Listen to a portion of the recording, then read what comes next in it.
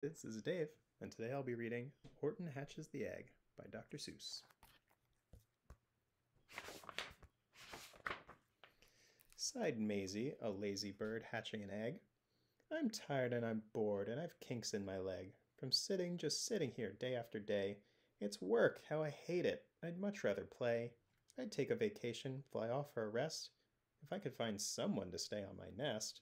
If I could find someone, I'll fly away free. Then Horton the elephant passed by her tree. "Hello," called the lazy bird, smiling her best. "You've got nothing to do, and I do need a rest. Would you like to sit on the egg in my nest?" The elephant laughed. "Why, of all silly things, I haven't feathers and I haven't wings. Me on your egg? Why, that doesn't make sense. Your egg is so small, ma'am, and I'm so immense."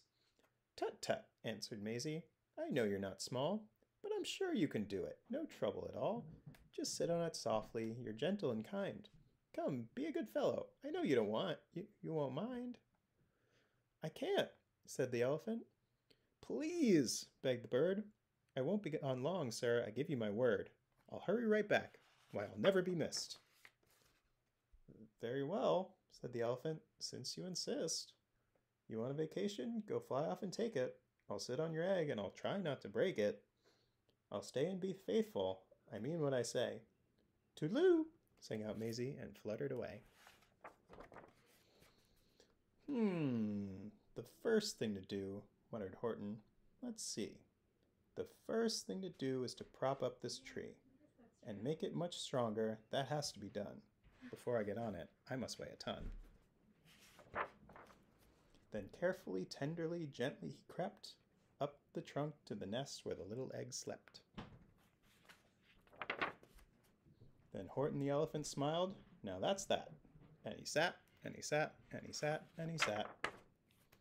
And he sat all that day, and he kept the egg warm. And he sat all that night through a terrible storm. It poured and it lightened, it thundered, it rumbled. "This isn't much fun," the poor elephant grumbled.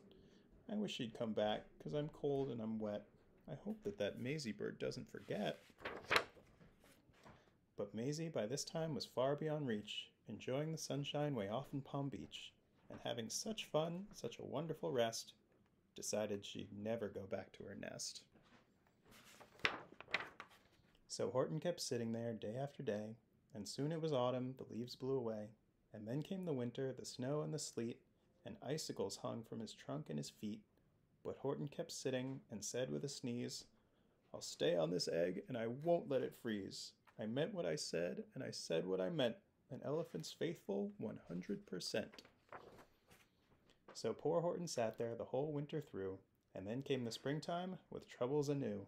His friends gathered round, and they shouted with glee, "Look, Horton the elephant's up in a tree!" They taunted him, they teased him, they yelled, "How absurd! Oh, old Horton the elephant thinks he's a bird." They laughed, and they all ran away. And Horton was lonely. He wanted to play. But he sat on the egg and continued to say, "I meant what I said, and I said what I meant. An elephant's faithful 100%. No matter what happens, this egg must be tended." But poor Horton's troubles were far, far from ended. For while Horton sat there so faithful, so kind, 3 hunters came sneaking up softly behind. He heard the men's footsteps. He turned with a start. 3 rifles were aiming right straight at his heart. Did he run? He did not. Horton stayed on that nest. He held his head high, and he threw out his chest. And he looked at the hunters as much as to say, "Shoot if you must, but I won't run away. I meant what I said, and I said what I meant. An elephant's faithful 100%. But the men didn't shoot. Much to Horton's surprise, they dropped their 3 guns, and they stared with wide eyes. "Look!" they all shouted. "Can such a thing be? An elephant sitting on top of a tree? It's strange, it's amazing, it's wonderful, new! Don't shoot him, we'll catch him, that's just what we'll do. Let's take him alive, why he's terribly funny. We'll sell him back home to a circus for money." And the first thing he knew, they had built a big wagon with ropes on the front for the pullers to drag on. They dug up his tree and they put it inside, with Horton so sad that he practically cried. "We're off!" the men shouted, and off they all went, with Horton unhappy 100%. Up out of the jungle, up into the sky, up over the mountains 10,000 feet high, then down, down the mountains and down to the sea, went the cart with the elephant, egg, nest, and tree. Then out of the wagon and onto a ship, out over the ocean, and oh, what a trip! Rolling and tossing and splashed with the spray. And Horton said day after day after day, I meant what I said, and I said what I meant, but oh, am I seasick, 100%. After bobbing around for 2 weeks like a cork, they landed at last in the town of New York. All ashore, the men shouted, and down with a lurch went Horton the elephant, still on his perch, tied onto a board that could just scarcely hold him. Bump!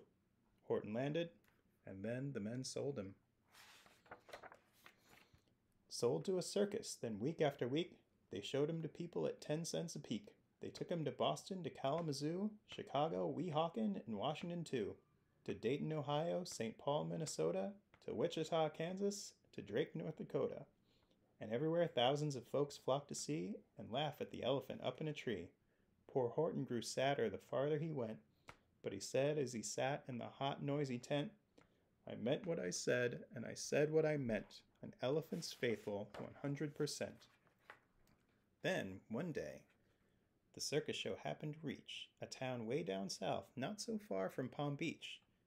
And dawdling along way up high in the sky, who of all people should chance to fly by but that old good-for-nothing bird, Runaway Maisie, still on vacation and still just as lazy. And spying the flags in the tent just below, she sang out, What fun! Why, I'll go to the show! And she swooped from the clouds through an open tent door. Good gracious, gasped Maisie. I've seen you before. Poor Horton looked up with his face white as chalk.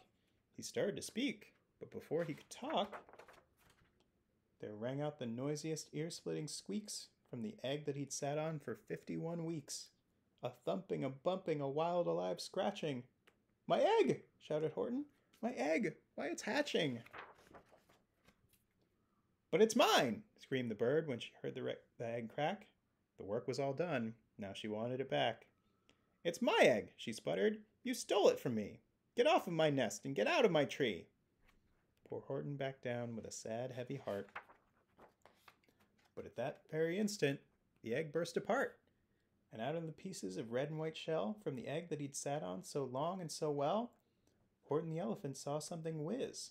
It had ears and a tail and a trunk just like his. And the people came shouting, What's all this about? They looked and they stared with their eyes popping out. Then they cheered and they cheered and they cheered more and more. They'd never seen anything like it before. My goodness, my gracious, they shouted. My word, it's something brand new. It's an elephant bird. And it should be, it should be, it should be like that, because Horton was faithful. He sat and he sat. He meant what he said, and he said what he meant. And they sent him home happy, 100%. The end.